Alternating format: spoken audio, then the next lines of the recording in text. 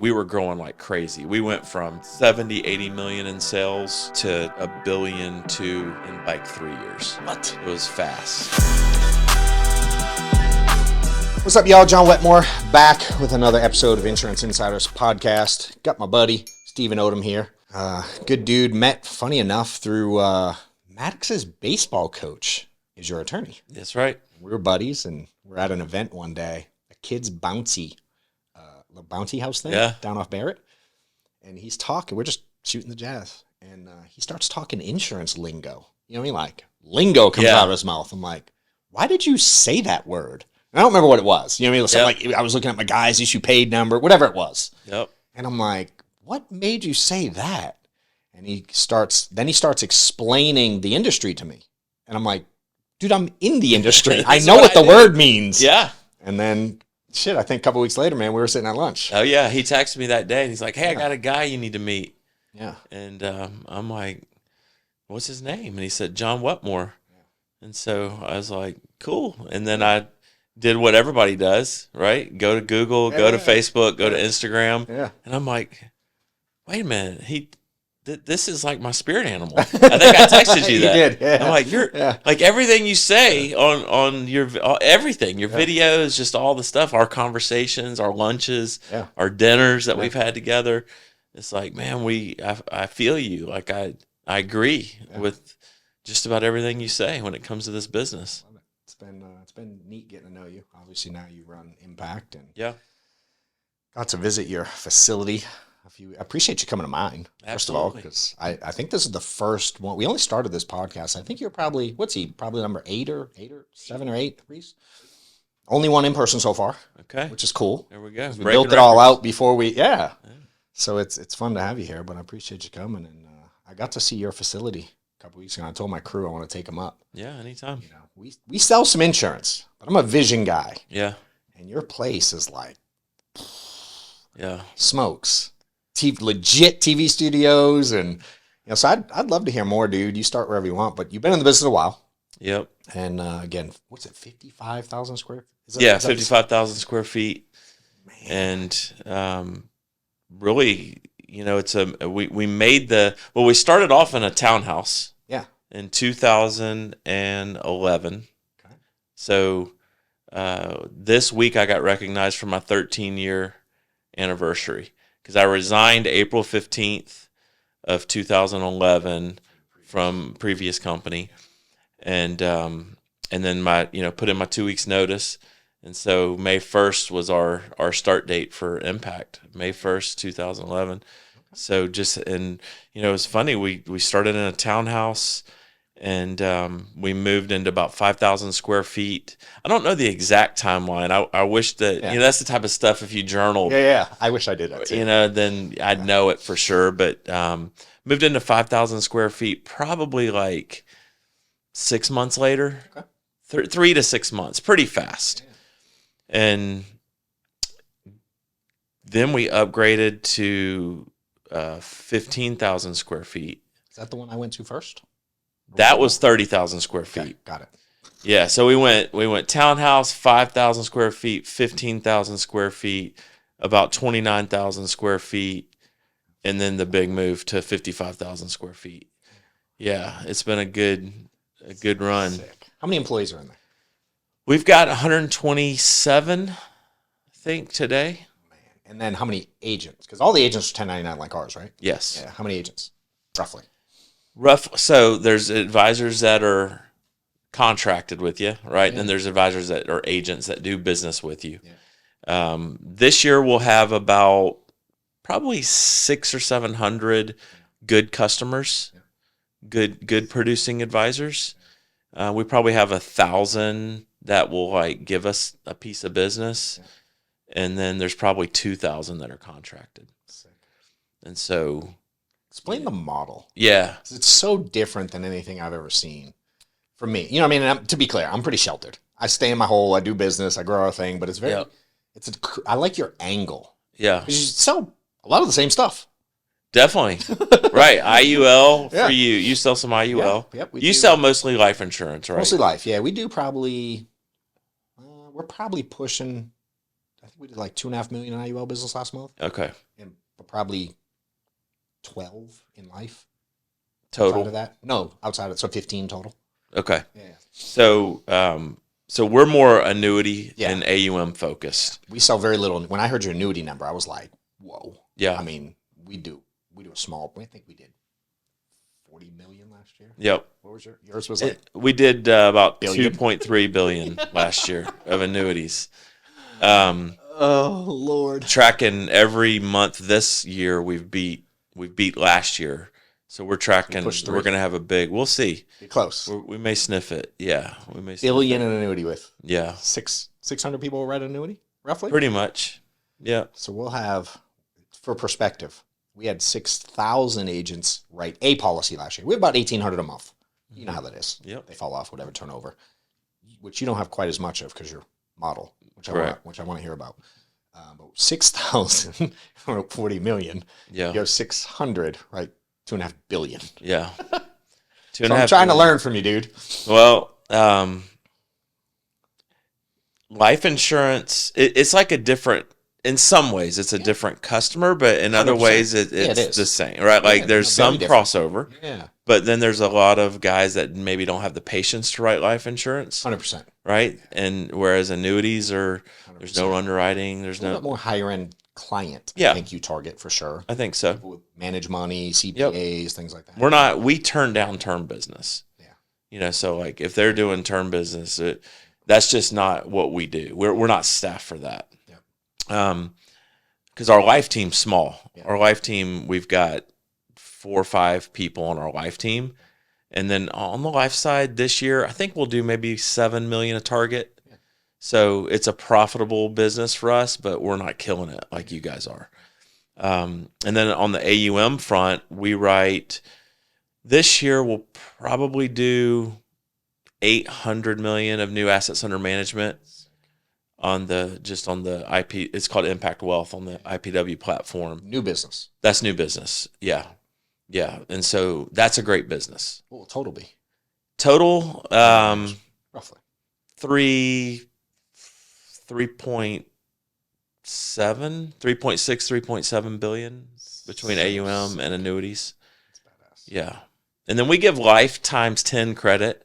Got it. Right. So, because it's close to being equivalent on an annuity, life insurance. So if you do $1 million of life insurance, that's almost like doing 10 million of annuities. Yes. We do 10% credit on the annuity side for the same. We do the inverse. Yeah. For the same reason. Yeah. So the model is just to go find financial advisors. Our focus is media, so we want those advisors that are doing radio, that are doing television.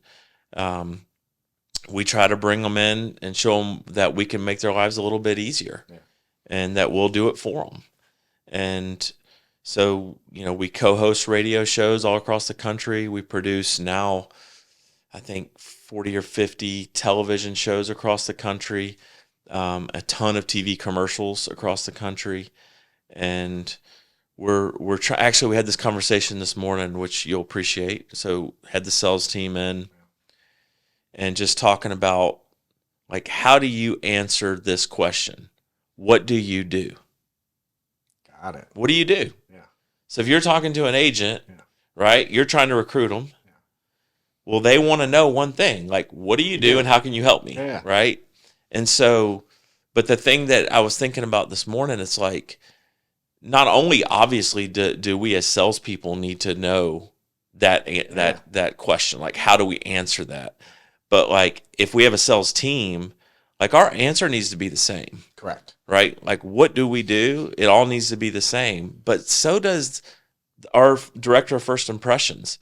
She needs to have the same exact answer as my top sales guy. Right? And so that I'm positive that we don't have right now, because we did a little exercise this morning with the sales team, right? And it's like, okay, what do we do? What do we do? What do we do? And even though they were getting to hear each other, the answers were still a little different. What kind of answers did you get versus what you want? Well, the answers are, you know, we help advisors grow their businesses. Okay. In a nutshell, in their own words, that's what they all kind of say. Okay. Some of them say we're an IMO. insurance marketing organization. Some say FMO, field marketing organization. The lingo over the years is starting to also change a little bit because what do they call you guys? BGA? Oh, IMO. Okay. Yeah. There are others that have that BGA, MGA thing. I'll be honest, I don't know what any of that means. But it is changing. I'm like, MGA, BGA, what? Yeah, that's not our lingo. We're straight IMO, and then we have like VPs and senior. We have all kinds of titles as they go that we just honestly made up internally. Well, and that's where it gets a little confusing, right? Because we're all selling insurance. Correct. But like just the lingo, depending on, it's almost like I grew up kind of in the, is it okay to say the carrier name on the podcast? So I grew up in the Allianz world. Yep. So my first company got acquired by Allianz. And so for 10 years, Allianz lingo is pretty much the lingo that I use. Yeah.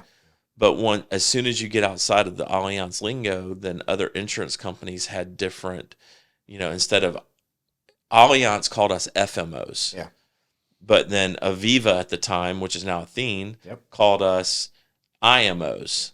And then some carriers called us NMOs, National Marketing Organizations, right? And then if you're on the life side, it's like, oh, you're a BGA. Yeah. Well, wait, we're not. I guess we're a BGA and an IMO and an FMO and an NMO. You're all of it. Yeah, we're everything. We sell insurance. And we got VPs and senior VPs and directors and this and that.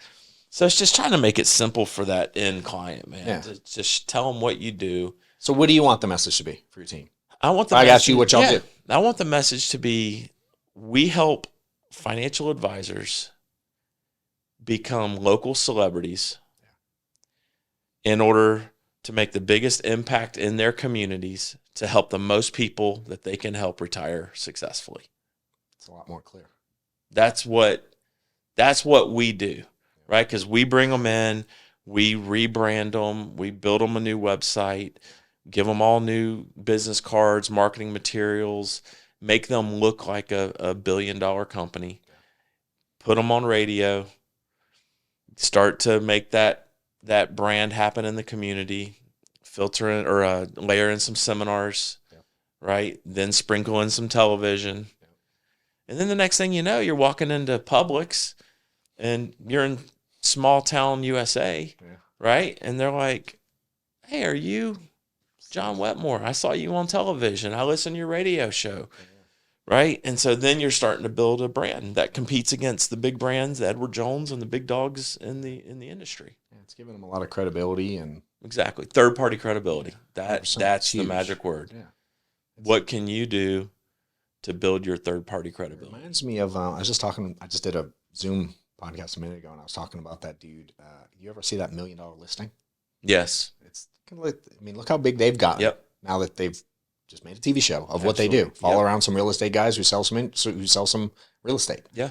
And they built their credibility up through the roof. This guy's, I like that. I follow that dude, Ryan Serhant. Yep. I like that guy, the New York guy.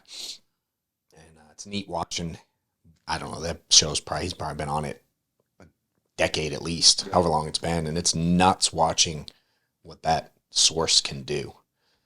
I'm sure y'all kill it. And it's like the elevator pitch. That's what you said is a lot more intriguing.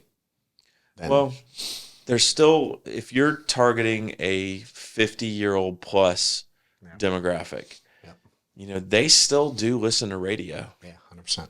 They still do listen to talk radio. Yeah. So AM radio it's probably taken a little hit over the years, but there's still a lot of ears. And then of course TV. Yeah. TV's, there's all these streaming services and all that, and people are watching Netflix and Hulu and whatever else, but they're still watching local news. Yeah. Are you changing anything with the world change? Like, I don't, but I'm not the norm necessarily, but I don't watch news or radio just because I'm oblivious to most things. Yeah. But I'm sure like 30-year-old, you know what I mean? Like as that's changing to the Netflix generation. And Are you changing or targeting in any different way? Like kind of a lower client with money?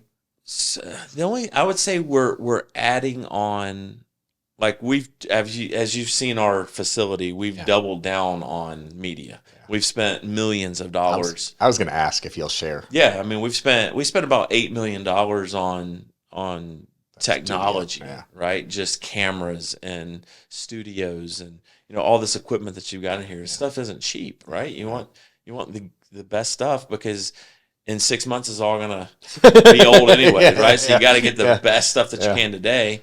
And so we spent about $8 million on the studios. We had a small TV studio that was just at max capacity at our old building. And so then we had a choice to make. You know, do we want to stay where we are, which would have saved us a lot of money, but it didn't allow us to scale. Yeah. And we've talked about this. If you're not growing, you're dying. 100%. Right? Why be in it? Yeah. If you don't want to grow. What up, insiders? John Wetmore here. Quick break interruption in the podcast to let you know that if you have interest in leveling up your insurance game, getting to a new level, multi-six figures, building an agency, things like that, I've had a ton of people ask me about coaching. I don't have anything right now, but we are starting a waiting list based on the interest. I'm going to put some stuff together. You can go to theinsurancinsiders.com/start to get on the waiting list and see if we'll have you join the team. Appreciate it. Now I understand if you're 60, 70 years old and you're complacent, you know, you're selling your insurance, you're making 100, 200, 300 grand a year, you want to play golf 3 days a week, got it. But like if you're in this business and you want to get after it, which is what we want to do, what you want to do, then you have to be able to scale your business. And for us, our home field advantage is our office. And for those, you have a lot of agents, I think, that watch the podcast, right? And it's like, you're not going to ever spend, it's hard to outspend the value that you get from creating an unbelievable home field advantage for yourself. So I've never seen an agent who's really dumped money into their office where these clients are walking in the front door. I've never seen them where they come back and say, man, I spent too much money on my office. That's true. You know, it's hard to like, that's your home field advantage. So you want it to be as nice as you can possibly make it. And that's what we try to do. It's just like, just go for it. Sick. I wish we should, I almost want to bring him up with a camera and like put it on here somehow. Yeah. Maybe we'll come up with something. It's unbelievable. That spot where you host events is ridiculous too. Yep. Yeah, it's a nice spot. So it's funny. We had one of the things that we wanted to do when we started the company, the name's Impact, and we wanted to not only, of course, impact our teammates' lives and, of course, our families' lives, but we wanted to impact the community. Yep. And when you're starting something, you know, you're just trying to make payroll, right? You're not really worried about impacting the community, but it was something that we talked about. And then eventually we got to the point where, hey, you know, let's start thinking about things we can do in the community to add value. And so one of the things that I really wanted to do was during summer, all these kids that go to these public schools that are all around us here, there's like 100,000 kids in our area here that in the summertime, if they're not at school, they don't eat during the day. Damn. The way that they eat is when they're at school. They get their lunch that's provided really by the government, right? I was on that lunch as a kid. And so that's true. Your story's unbelievable. Yeah. So like 100,000 kids, man, right here, like within 10 miles of where we sit. There's 100,000 kids. And 10 miles of us. 10 miles. Stop right it. Here. 100,000 kids. Dude, this is not a bad area. I know. I didn't know that number. And so, so I challenged the lady that runs our human resources. I was like, how do we provide value to the community and go into these schools? Let's go pick a school and figure out how we can provide the kids at that school lunch during the summer that need it. Yeah. Right. So that was kind of the task. Yeah. Well, there's something to be said for like putting stuff out in the universe. Yeah. Okay. I agree. 100%. And so fast forward to like 2 weeks ago, our kids go to Mount Perrin. We had a family serve day. Yep. So we were at this Lockheed Elementary School doing a family serve day. Well, guess who happens to be at the school is the lady that runs the nutrition department for all of Marietta City Schools. Stop. Naturally. And so we have a conversation. I tell her exactly what we're wanting to do and how we're wanting to help. So yesterday, she was at my office in that room that you're talking about, and had her up on stage, had her show all the statistics to my team. And, they've got the food. They just don't have the distribution. How do we get the food to the kids in these apartments during summertime? Right? Got it. And so I'm like, well, I've got 120 something teammates. Yeah. And so like, I know we can help. Now we can't solve hunger for the state of Georgia, but can I do it for one or two, elementary schools? Absolutely. We can do it. And so, but just when she came in, we had like the music rocking, we had the disco ball, we had the lights, good energy for a Monday morning. Heck yeah. And she's like, I feel like I'm at like a Friday afternoon meeting, not like a Monday morning meeting. And so, just another little tidbit, man, for people watching, like what can you do on Monday mornings to shake the cobwebs off from the weekend and get the week rocking, and so that's something I learned at my old company, and we've kind of kept that tradition going. But that big room you're talking about, that's the point of it. A lot of intentionality. Oh, for sure. Yeah. So did y'all make a plan on how you're going to deliver stuff? Yeah. How's it going to work? Don't worry, I'm going to be asking for your help. I'm going to volunteer the help. Yeah. We're definitely coming. Yeah. So what they'll do is the YMCA has been a pretty big partner to Marietta City Schools during the summers. Yeah. I grew up going to that thing. That and the Boys Club. You grew up at the Y? I went to the YMCA and Boys Club. And the both. Boys Club. Yep. Lynn, Mass. YMCA, Boys Club. All the time. I have a million memories at both. And so, man, that model's still there, right? For lower income kids. Yep. And some parents, I don't know how much it costs to go to the Y or the Boys Club, but, like our kids we can put them in summer camps, right?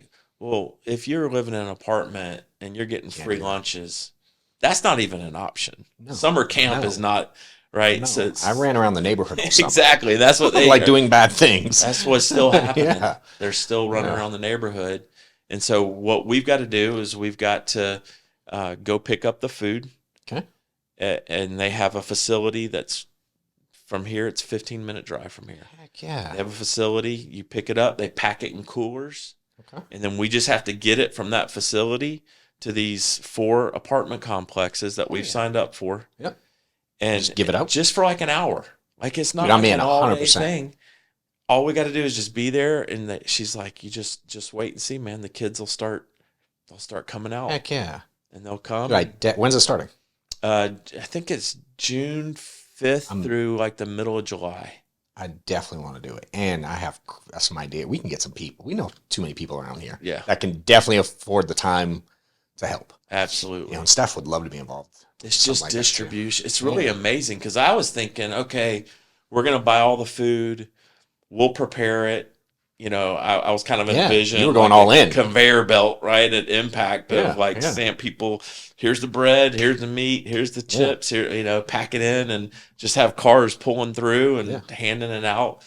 But she's like, no, we've got unlimited amounts of food. Yeah. We just don't have a way to get it to the kids during the summer. Dude, Steph knows a ton of the moms, and she does little mom groups at church. So her dad, speaking of like conveyor belt and handing it, her dad, he passed away like a year ago, but he volunteered at a place in Paulding County, and that's what they did. They'd literally a certain day, and they'd come in, and people could come in on certain days, and they'd hand out the meals. And Steph used to volunteer. We've been up there a couple times. Yeah.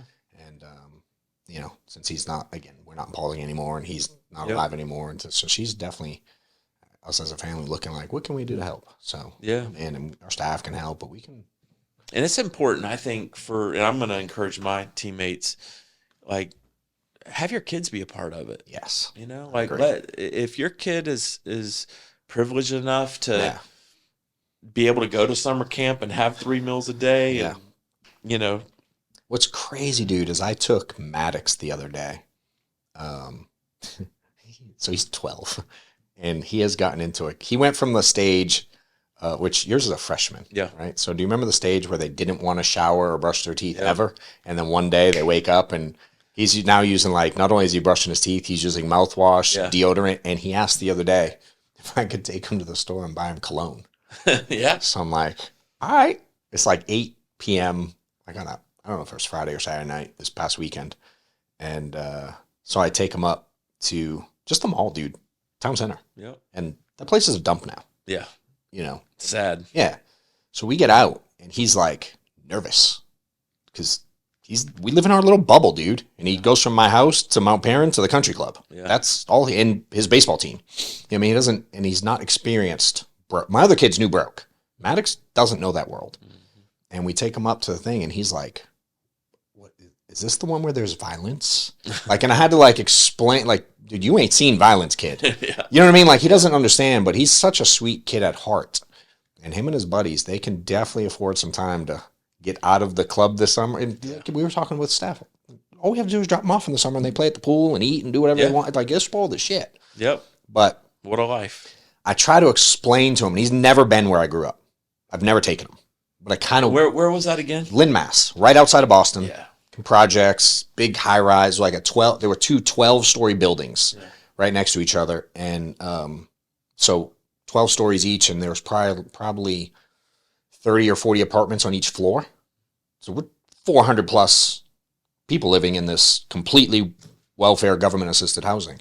I remember as a kid, we used to walk up. My mom didn't have a car till I was like, I remember she got her first job and car when I was like 10. I remember her getting her first job. I remember her graduating from college, and I remember her coming home with a car. Before that, we walked, or we put quarters in the bus and public transportation. We used to walk up the street and stand in line at a place like you're talking about doing, like your facility, and we'd stand in line for these cardboard boxes of cheese, and they'd give you a slicer, and you buy a brick of cheese, and have to cut it. That's how you get your cheese for mac and cheese, grilled cheese, whatever. Yeah. And this giant tub of peanut butter. We used to they give it out, I guess. That's all I knew. But I didn't know any better. So eventually her goal was to get us out, which she did. Did they give you bread too? Was it you could have food stamps. Some things were at the grocery store. I don't know why. I've never really asked her. I don't know why we went to this one spot for certain things. But I remember most clearly the cheese and the peanut butter for some reason. But then I remember the booklets of food, like, before the cards. Now they have like cards you use, basically a debit card. But we have the booklets. It look like Monopoly money. You tear it out and the $1 bill is brown and the $5 purple. And I remember growing up paying for stuff with those things. Wow. You know what I mean? It's just different. And so I try to explain to Maddox like this weird balance of loving him being able to live the life, but not taking it for granted. You know what I mean? And I don't know how to do it perfectly. I don't know if anybody does. But we're trying, man. And so some of that stuff, I mean, we like to involve him in things like that to like see reality. And, at some point, our kids are going to be adults. Yeah. They're going to have to go get it. What I love about the industry is certainly we can help. But without this industry, me and you ain't sitting here. Yeah. You know what I mean? That was a part of my path, which obviously, and I don't know a ton of your upbringing, to be honest. But it's been a dope industry to provide not only a lifestyle, but value to other people. And man, I definitely want to help others get out. My dad was a butcher. I grew up right here in Marietta. My dad was a butcher for 50 years. Dang. And my mom was a crosswalk guard at whatever school I was at. Okay. Always followed you? Is that what you mean? Oh, yeah. That's awesome. Middle, high school. And the one day that I skipped school in my senior year of high school, I didn't think about the fact that my mom would ever drive the parking lot of the high school where she was a crosswalk guard looking for my car. And no way. Sure enough, the one day that I skipped school, she knew. She knew, but she thought someone had stolen my car. Oh, no way. So she freaked out. It's not like we had cell phones, right? Yeah. So she ran into the school and like, someone's stolen Steven's car. So it got all the way to the principal. And then so they're trying to call me out of class. And of course, I'm not there. I'm at Town Center Mall. It was a lot different. I'm at Town Center Mall. Yeah. And so next day, obviously they figure out, oh, he's not here, so he's gone. My mom never in a million years would have thought her Yeah. baby angel son would even ever consider skipping school. But next day, not the head principal of the school, but like one of the counselors, one of the tough ones, Mr. Merzen, he calls me in his office, and I'm like, man, I'm getting something, right? In school suspension, or I'm getting something. And he's like, how'd it go with your parents last night? And I was like, yeah, not good. And he said, I figure that's punishment enough. So you're good to go. And I was like, thank you, Mr. Merzen. Dude, the first time I skipped school, 2nd grade. Oh my gosh. Swear. I show up to school. I've walked to school since I was in kindergarten. Like my mom was wherever she was, you know what I mean? I've always walked to school, and it wasn't crazy far, but I walked to school. And I go Washington Elementary School, 2nd grade. I go up, and my buddy Joelle's there. We hung out in the neighborhood, and he's like, "Want to leave?" I'm like, "That sounds like the best idea ever." So we bounce, and it's again 2nd grade. Teacher see, you know what I mean? I just left. Dude, they called my mom, and she chased my ass around. And so she found out, and then we were just messing around in the building. And she came looking for me, finds us, and I tried to run to hide. And dude, she chased me up and down the stairs, and dude, she beat my ass. I grew up with a paddle. Oh, yeah. Mom was a paddle mom. Yeah. And she whooped my ass. It was... I was rough on her. You deserved it. I definitely deserved it. That wasn't the only thing. That wasn't the first or the last time. It was the first time. It was not the last time. I was a lot for her. So, but she got us out. Well, hey, and you found this industry. She was a trooper, right? Man. Yeah. You found this industry. And how'd you get in it? So obviously, like what you do, people are like, it sounds good. If I had the money for a $50, I'd do it too. Yeah. You obviously didn't always have it. No.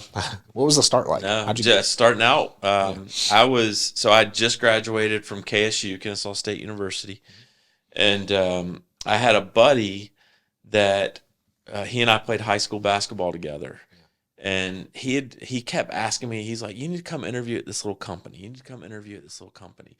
Well, I had taken a job at a company called In Health because I knew I was going to sell something, but I didn't know what. Did you? Got it. Because I don't have any other skills, right? I don't know. I couldn't wire these lights, or I could. I'm not a plumber. Like I'm not an attorney. Like I don't know how to do anything else. So you just knew sales right off the rip. Yeah, I knew I was going to really. I knew that for sure. That's but cool. Like, what was I going to sell? Well, like let's sell some pharmaceuticals because like sounds like those guys make good money. Yeah. Right. So I started down that path and took a job with this company called In Health. I was there for 1 year, and in that meantime, my buddy Preston, he just kept calling me. You need to come interview. You need to come interview. And so Kendra and I got married, and this was 2001, August 4th, 2001, and we didn't have enough money for a full week of honeymoon, so I took we took 3 or 4 days, drove to Clearwater, Florida, came back on a Friday. And I went and interviewed because I had the day off, right? And I met a guy named Steve Craig, and Steve said, my goal is for you to make more money than you ever thought possible. And of all the interviews that I ever did, and I graduated in 99 from college, and no one ever, and I interviewed probably 10, 15 places. Like it was a great time to graduate. No one ever said anything to me like that. My goal is for you to make more money than you ever thought possible. And I believed him. And so I took the job and started off as a recruiter, as the receptionist. I was employee number 6. No way. Yeah. So like, it's just, actually it was an office building, just very similar to, actually almost identical to this one. No way. And we were in the basement, this part of like a State Farm advisor's office. No kidding. And so I was receptionist, I was mailroom guy, and when I wasn't doing that, I was recruiting, trying to find new agents. Was it a State Farm you worked for? No, just in their basement. No way. Steve had leased the basement of the State Farm building. No kidding. Just exactly like this building. Yeah. And And so, recruiting an advisor is more, it's more like a transaction, right? Like it's fast, especially back then. Things have changed over the years, but like back then, it was like you're selling somebody and on a 20-minute phone call and trying to get licensing paperwork back via fax machine, right? Or mailing it out. Yeah. And that there was no email. Like we didn't have email. Maybe there was, but we didn't have it. It was so new. It was just fax machines. And so it was a transactional sell, which I was okay with. I don't feel like I was the greatest. I was good enough to get promoted to the sales team, which was more of a relationship sell. Right. So this is now the advisor is recruited. They've given you a contract. And now your job is to try to get them to sell something from that carrier. Got it. Right. And that's what we just called a sales guy. Got it. Makes sense. And that was my sweet spot because I don't want to like put the screws to somebody in 20 minutes, try to get a contract back. I'd much rather like get to know you, figure out how I can add value. And so then I got that opportunity and quickly became the number one sales guy for the company. We were growing like crazy. We went from like 70, 80 million in sales to $1 billion in like 3 years. What? It was fast. So 9/11 happened, right? So I got married August 4th. I started the week after 9/11 in this business. Nuts. And that changed our industry forever. That changed the fixed index annuity industry. I don't know. Obviously, I didn't start till 2012. I think what happened is you had all these guys selling variable annuities out in the world. No one really even knew what a fixed index annuity was. Yeah. And when those towers came down and the stock market crashed, all those VA guys got killed. Their clients are calling. They're paying these big fees and the market's going down. And it was a time where all of those guys were freaking out. Because when the market's good, a variable annuity is fine, great, right? Yeah. When it's not so good, then it becomes a different sell. And so then this fixed index annuity thing sounded too good to be true. Like you're going to give me some of the upside, but none of the downside, right? Yeah. And so it was a rocket ship, and I was lucky enough to be the number one sales guy. And then Steve and Nick, the two guys that own the company, they sold it to Allianz in 2005. And then they made the mistake of putting the number one sales guy in charge of running the team, because that mistake happens a lot, right? You think, oh, just because they're a great salesperson, they'll be a great manager. Yeah. And so I had never managed anything, right? So I just had to learn. And I'm sure I was a terrible manager in some ways, and I'm sure I was good in other ways. But eventually, I became the co-president of that company. And then I guess I'd been co-president maybe 3 years, 4 years, was making more money than I ever thought possible for sure. And was as unhappy as I'd ever been. Why? Well, because money doesn't buy happiness, right? Like it really doesn't. It buys options. It definitely does do that. But it does not make you happy. Yeah. And so here's this company. I mean, really what happened is you have a large insurance company that comes in and buys you, and you're this little small entrepreneurial company that started right here in the basement of an office just like this. Yep. Now you're owned by the biggest insurance company in the world. Yep. Right? And it's like, just there's lots of layers, legal, human resources, things that when you're a little small company were not necessarily top of mind. True. Right? I'm in it. Yes.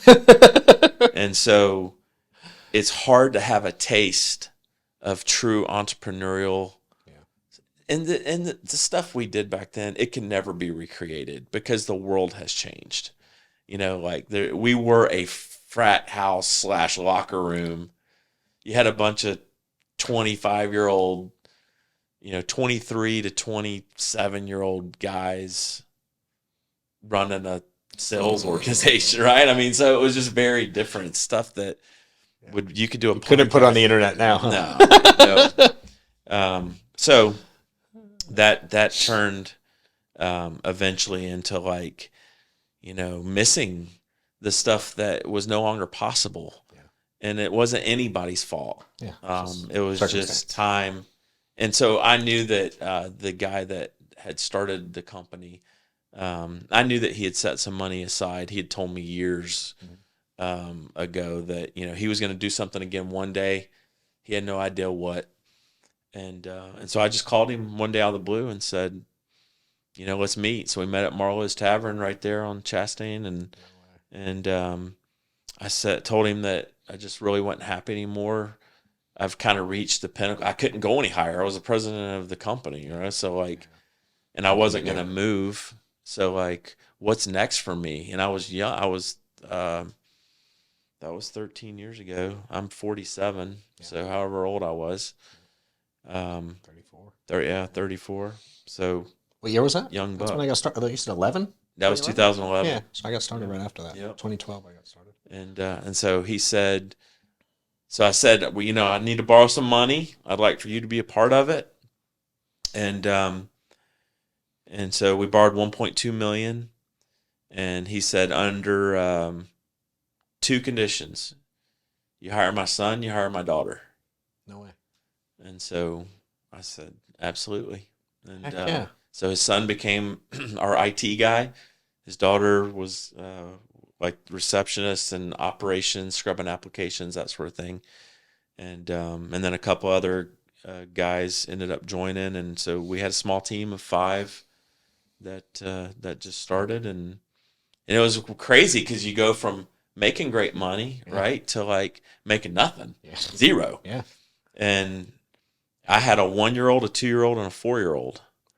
Like looking back on it, I'm like, what was I thinking, man? What? Yeah. But like in the moment, it wasn't. I never even questioned. I just knew. Felt right. Like how to do this business, right? 100%. I know how to do this business, so I just never. All those fears just never creeped in. Thank God. Yeah.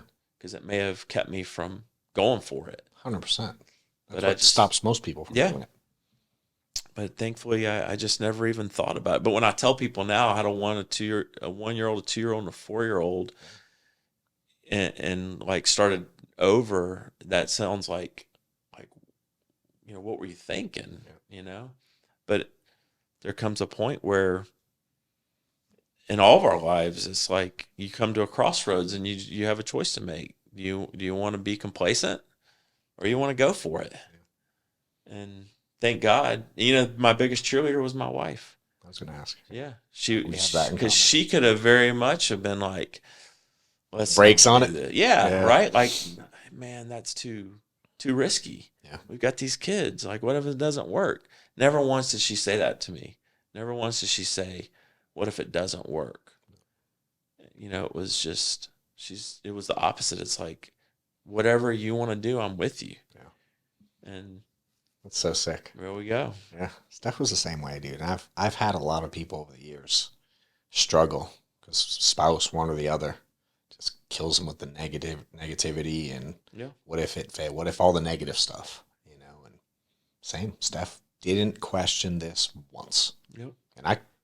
And quit a job. I wasn't making crazy money. I wasn't the president, but we were paying the bills barely. Yeah.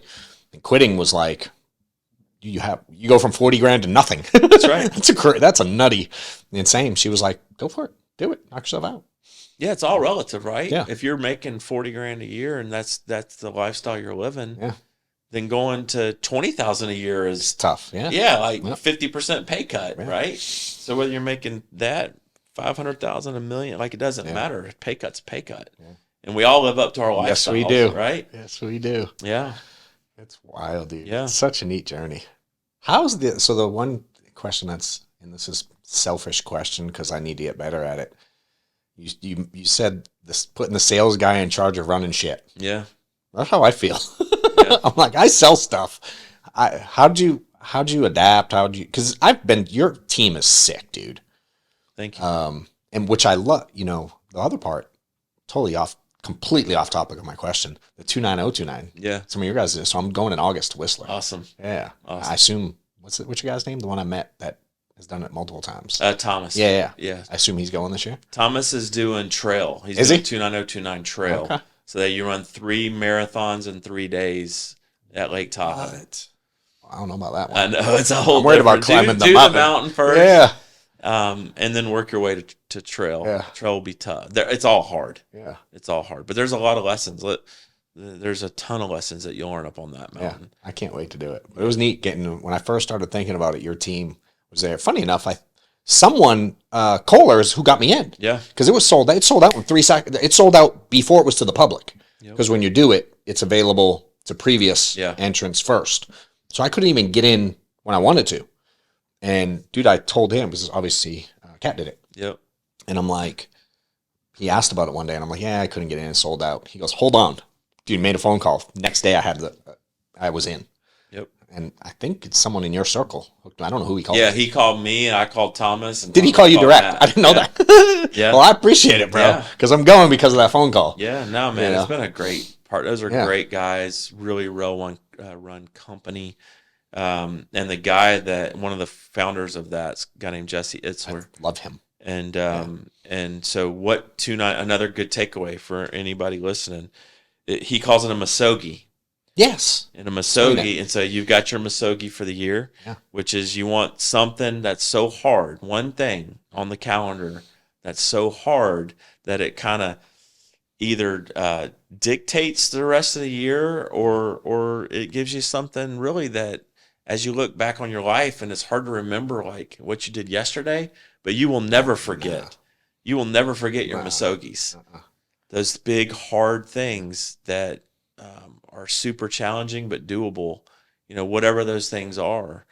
And yours is going to be 29029. Yeah. It's a beast. Yeah, I'm looking forward to it. I did 2 this year. So I did a marathon earlier in the year. And I've never done. I did a 5K once. Yeah. And I did a marathon. I was like, holy smokes. But I like Itzler's stuff. And I got to speak on stage right after him, maybe like 2 years ago. Yeah. Met him for like 2 seconds. He's awesome. Good dude. He's awesome. Yeah. What I was going to ask is the management stuff. What advice do you have for a sales guy trying to... How'd you get to manage it? Dude, we have 4 people in here. Yep. And some days someday I'm like, I think I speak to them like they're sales guys. I struggle with it. Mm-hmm. So I'm trying to learn that side of it. Because I've only managed the 1099 guys. I don't have a big internal team. It's all, let me find a guy like you who wants to manage some 1099. And I taught a guy like you to manage a bunch of 1099. So I cut and copy and pasted that model. Yep. I didn't do let me grow my internal team just because I was so bad at it. I'm like, I got to go at this a different way. Sure. But I am trying to learn it. So any advice you can give? You know what I mean? Like, what have you learned over the years, man? So one of the benefits of having Steve, who had done it before, he had built the previous company, which was called Game Plan. He had built Game Plan and sold it, for a lot. Yeah. And so whenever you have someone that's kind of been there and done that, like, you don't need to recreate the wheel. Just do what they tell you to do.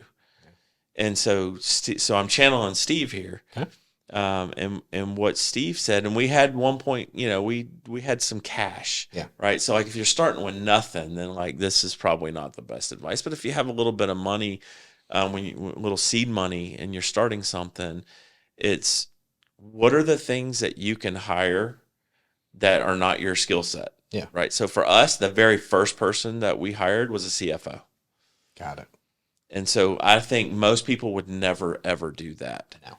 They would just kind of figure it out with Excel, payroll small when you first start. But we hired a CFO right out of the gates. So then that way I didn't have to think about it and Steve didn't have to think about it because neither one of us are good with that. Yeah, yeah. And then the next, we had an IT guy, right? Like, could we have figured out how to restart computers when things aren't working? Of course. But having people that's their expertise in those different roles. Yep. Like we did that early on. And, operations, you want a bunch of sales guys scrubbing annuity or life applications, right? Well, a lot of companies have their sales guys doing that. I did it. And so yeah, it's not good typically. It's not. Yeah. And that's because, Yeah. your sales guy, Yeah. let's say they're making $200 an hour, Yep. $300 an hour, or maybe your best guys are making $500 an hour, $1,000 an hour. Well, if you've got someone that's making $500 an hour doing $20 an hour work, then you got a problem. Yeah. Right? You're very inefficient. Yeah. And so that's a great filter. Yep. Is like, how much do you make? How much does your sales guys make per hour?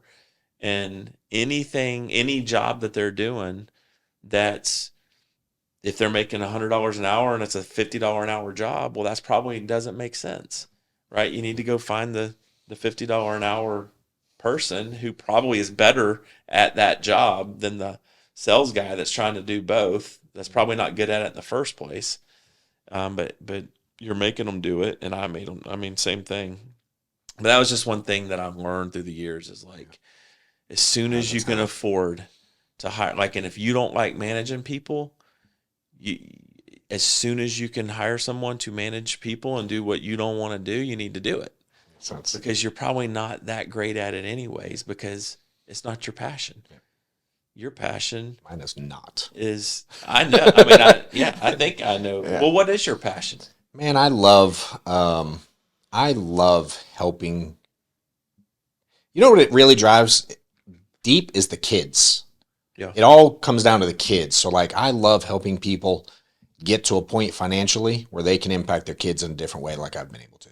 Yeah. And I love that piece of it. Even if it's staff, like Amanda has twins.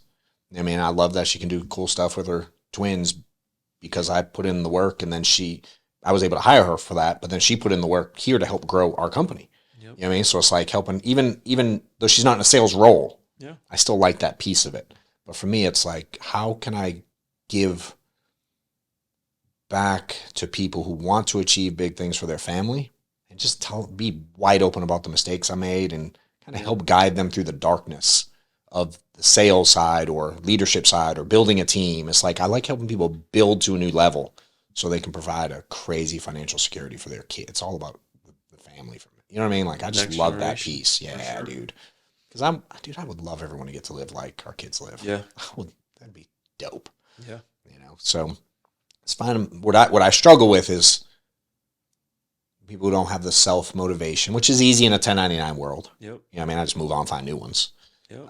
They don't cost you anything. Yeah. Right? Yeah. And now I'm learning to find like, all right, how can I find employees that, you know what I mean, that want to do big things and then incentivize them as we grow the company but again, I don't like hey, did you do this today? I know. The micromanaging, but early on, it's part of it. Just a requirement. Yeah, I don't know that there's any shortcuts early. Makes sense. Same answer as I tell the sales guys. Yeah, that's a hard one, but I do know as soon as you can make the change, everyone benefits. Yeah, 100%. Yeah, you're not 100%. Yeah, so like you're going to benefit because you don't have to do it anymore. Yeah, and then they're probably going to enjoy it because you probably aren't that great at that. I agree 100%. I'm not that great at it. Yeah, it's wild. Last thing my team told me, y'all had. Did you have some kind of cool golf? Do you golf?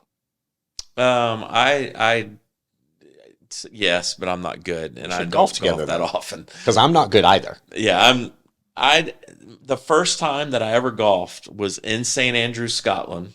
No way. On the old course, and I swung the golf club because my agent. I was there on a game plan trip, 2005. Okay. And the guy's like, "How'd you play this week?" And I said, "I haven't even swung the golf club." And he about had a conniption fit. He's like, "You're in St. Andrews, the home of golf, and you haven't even." He's like, "You're swinging this golf club," and so I came back from that trip and took golf lessons because Kendra was like, "If you're going to be in this industry, I think you need to learn how to play golf." Yeah. And so I took some golf lessons, and I've just never. If I can shoot a 95, I'm happy. Let's put it that way. Dude, you and me are the same. Yeah, we should definitely play then. 'Cause, dude, I was a member at the club. I've been there since I think 2017. Dude, I've played more times in April than I did the first 7 years.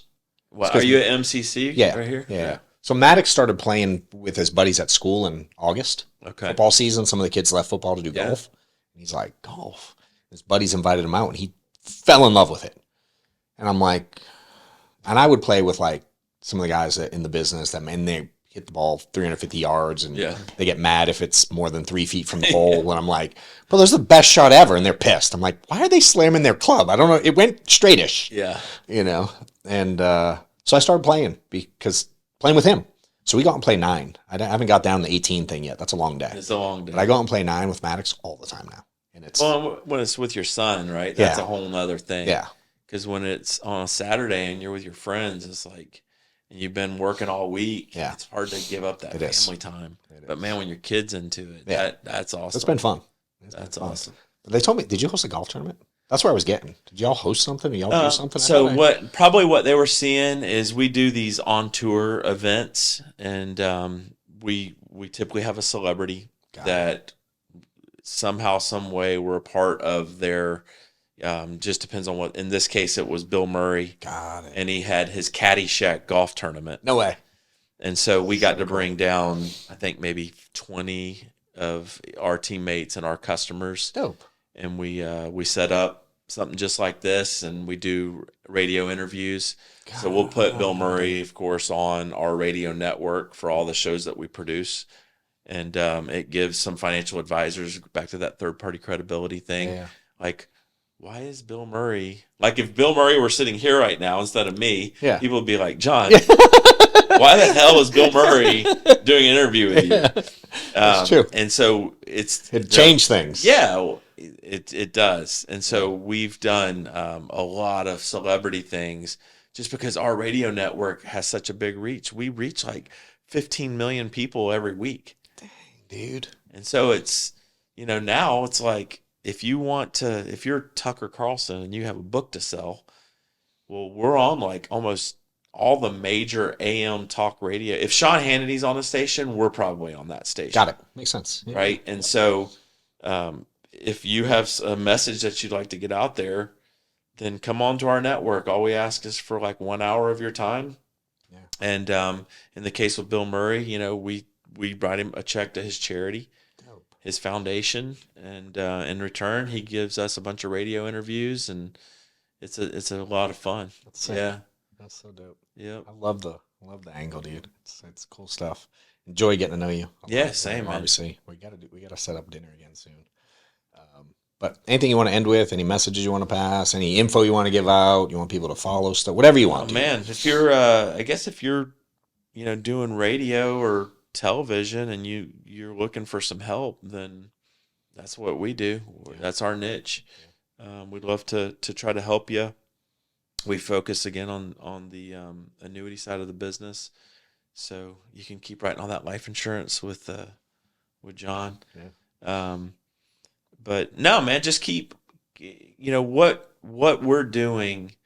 When I say we, if you're an insurance agent and you're out there selling life insurance to people, or you're selling annuities, or a lot of these guys now, they're doing it all. They're AUM, they're annuities, they're life insurance. They're helping these people retire with dignity. And it's like, we take a lot of slack in our space, but I don't know, like, what could be more honorable than helping people retire. Helping them retire, but helping them retire in a way that they can be proud of. And, are there bad apples? Of course, there's bad apples in every industry. But for the most part, I think people are trying to do the right thing, and they're trying to help people in their community do that. And, it's important. It's a job that you should be proud of. And I think us as the distribution, we should be proud too, because for every family that has someone that passes away and your advisor hands them that check, hands that widow the check, that allows them to keep their lifestyle going. Like, man, what could be better than that?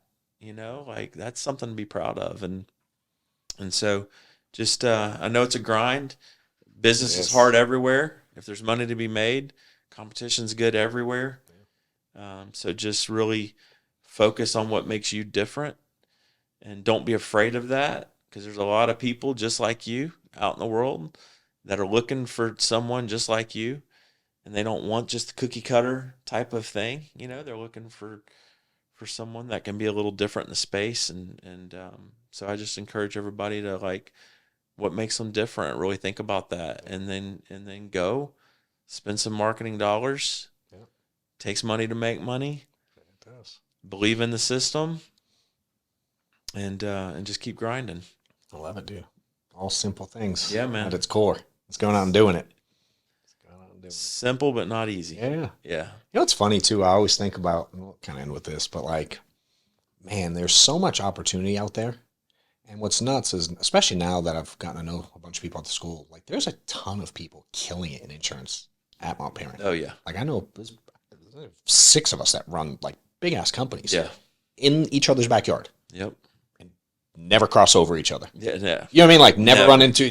We're never worried about like if he gets the business. Yep. It's wild to me. Yeah. And there's a lot of other companies. Obviously, the Metro Atlanta is nuts. Oh, for sure. But in Kennesaw, Georgia, you know what I mean? These little Marietta, whatever. We're on the line for those wondering. It's wild how much opportunity there is and how many good people there are, kind of helping out in that space, grow others, and build big teams, and give others opportunity and help clients. And and like we started with, there's not a right or a wrong way. Yeah. Because each of us, it'd be fun to maybe get all of us in a room one day and just share ideas. And there's probably some stuff that one of those guys would be like, that would never work. Yeah. And for me, it's probably something I would say that almost always works. It like just depends timing, and it's the people that you have on your team, and I don't know. It's just we should do it.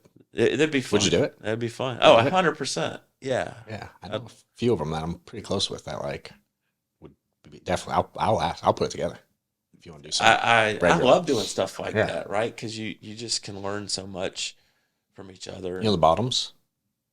I do know the Bottoms. Yeah. We're not. My wife knows them better, but they're at the school, and then Kyle Rice, and them. He's a big guy at Aflac. Yep. Trying to think. There's another big one at the school. It's slipping my mind right now. But well, he's that your integrity. Oh, for sure, Hunter. Yeah, Hunter's. Hunter. Yeah, I mean, I talk to him most days. Yeah. So he's there too. He lives 3 houses down from me. Yeah. So there's 5 right there. There's 5 people, Yeah. But different niches. Yeah, right? we're all in very different things. We don't niches. Actually do anything the same. Yeah. Of those 5, they're all very, very different. So it'd be fun. Set something up. Let's do it. I'm gonna do it. I'm gonna text them all today. Let's do it. I'll host it. Hell yeah. Where do you want to do it? We'll do it in my office. Heck yeah. Yeah, bring them in. Okay. I'm down. I'll reach out today. I love it. I enjoyed having you, dude. Same, man. I can't wait. Congrats on your success. I'm always watching. I love everything that you say, because you've got that natural sales mind. Like you there's just things that I've shared so many things. I just send it. I love that on Instagram because I can just hit the little button and forward it right to the lady that runs my sales team. Yeah. And it's like, man, this is a great thing to think about. I was wondering who was doing it besides Steph and my mom, so I appreciate it. Yeah. Yeah, I love it, dude. I appreciate it, and trying to do my best to. I want to be a big piece of the industry as a whole. Yeah. You know what I mean? Just while we're here, why not help a bunch of people? Yep. On this path. I'm like, if this dipshit could figure it out, I'm sure a lot of y'all could. Yeah. So whether this is done or not, I actually have a question. I'm curious. Yeah. So who do you listen to anybody like an Andy Elliott or from a sales perspective? Is there anybody that you are like, that dude? So Andy is one of them. I know him. Okay. Yeah. So I've met him. I've actually, funny enough, him and Brad Lee are in the insurance space on a Real Financial, and it's under our umbrella. Okay. So they distribute under Gotcha. Our world. So I've got to meet them a couple times. I've spent some time with Andy. He's cool as shit. Dude, his culture at his office is unbelievable. Yep. So I know a lot of some of his guys too, his sales guys are dope. He's got these Macklin twins, this dude Danny Klein, and there's another guy that I'm blanking on his name right now, but I love his style. Andy Frisella, 75 hard guy. Yep. I love Jesse Itzler. I definitely follow. Yep. Those Milet. Yep. Former insurance guy. I'm a I love his stuff. I don't follow a ton of people, but right off the rip, those 4 for sure, I see every day on my feed. Yeah. My Let's podcast I listen to. Frisella has a podcast I listen to. So I just like what I like is like, it's one of the funny things. People ask like why I keep working. Mm-hmm. I don't understand. I'm like, why do people ask me this regularly? I'm like, what? You know what I mean? I'm like, I don't feel like I've accomplished that. And I'm not blind to like where we're at. But what I love about guys like that is it's not about the money that they all have it. Yeah. Like an obnoxious amount of FU money. Yeah. Those guys, all of them. And they just it's like they love the hustle and the build and the grind and the development and the stretching themselves and hitting new levels. And, it's like, this, as you hit new levels, you realize, oh, dang, it just keeps going up. Yeah. You know what I mean? And so I like their mentality. Kind of keeps me, I don't know if humble's the right word, but I'm like, dude, relative to these guys, I've done nothing in the world. So it challenged me a lot too. Sure. And I resonate with the guys a lot. And, I take a lot away from, because I'm by default, I can be a little negative internally. Like I'm wired. Yep. So they keep me like positive and outlook and future. You know what I mean? I have to work on that a lot. So I joined Jesse Itzler's mentorship program 2 years ago. And that's one of the things that I think about, like what do I love about Jesse? And I would encourage, anybody to have a mentor, have somebody that has been there and done that. Yeah. Don't be listening to people that have never done anything. That are all talk. Go find people that have actually built businesses and listen to what they say and just do what they say. But I find with Jesse that it's like, sometimes as a business owner, like we have to be recharged, right? Like our teammates are looking at us to bring that energy and to bring that positivity and to bring that, like, hey, you can do it. Like we can do this, so if we're not bringing it, then who is in the organization? And so those guys, and for me, it's Jesse. It's like, he kind of recharges the batteries for me. It's that shot of energy that does fade. Yep. And you'll see on 29029, when you're done, you're going to come home, and the hardest part is going to be, how do I bottle this up and not let it go and not forget how I feel right now? Yep. Because like a month later, it's gone. Yeah.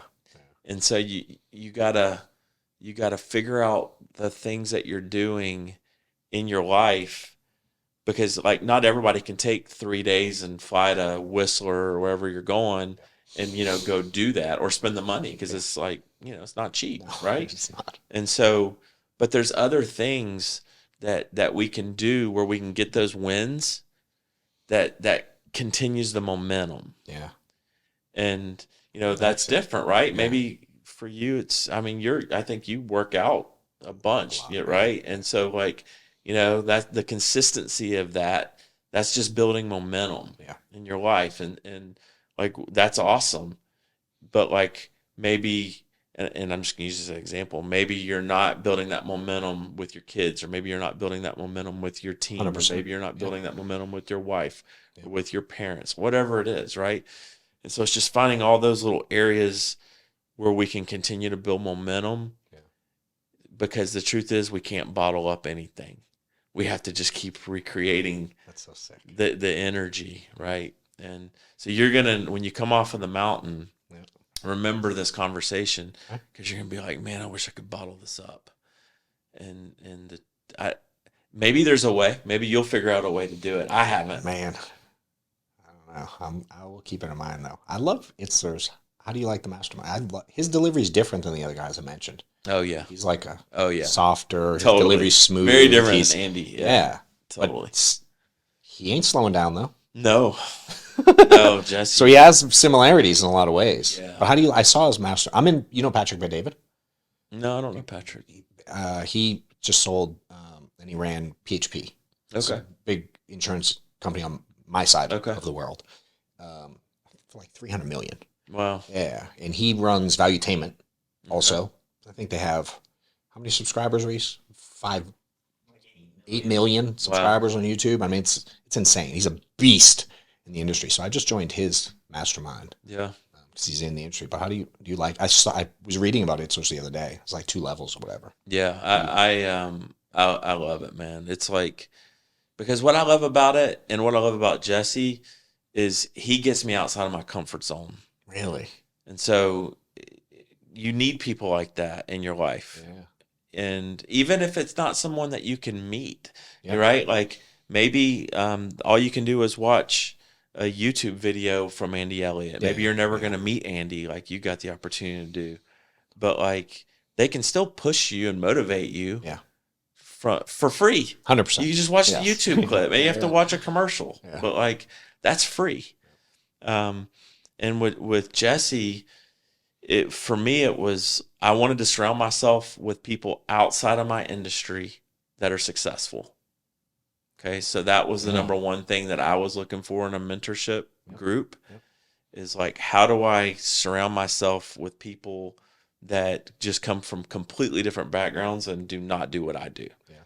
Because there's a lot we can learn from each other 100%. Also, right? And then with Jesse's, it was you get access to all his coaches, which I thought was really cool. Neat. And so you get like so many hours, just call it 100 hours that you can use with his personal coaches. No way. So a lot of Jesse's program, you don't even talk to Jesse. You're talking to the people that help make Jesse. No way. Yeah. And so his business coach, the people that coach him. The people that not coach him. People he hired to coach you. That's right. So sick. I didn't know that. Right. Yeah, it's really virtual cool. Deal. A lot of it's virtual, but we meet. Some in-person like we're flying in July to Aspen. We did a deal here at his house. I don't know, a few months ago. And so we get together a couple times a year, and then we meet virtually once a month. Dope. Yeah. We'll talk to you more about it offline. Yeah, it's cool. It's cool. I need more of that in my life. Yeah, it's just people that, like one of them is a nutritionist. Yep. And God knows I need that. I need to talk to her every day. So sick. But her name's Mona, and it's Mona Sharma, and she is Will Smith, the actor, his nutritionist. Get out. She lives in Hollywood. So like it's someone I would never have access to, right? But like now she's my nutritionist. You can book it. Yeah. So I just have to book it. I just talked to her the other day, and it's like, like I probably would not be talking to a nutritionist if I wasn't in the program. Yeah.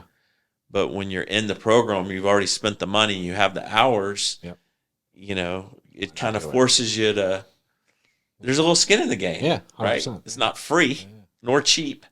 And so you want to maximize the program. And so therefore, got to get outside of your comfort zone. Yeah. Got to be talking to a nutritionist.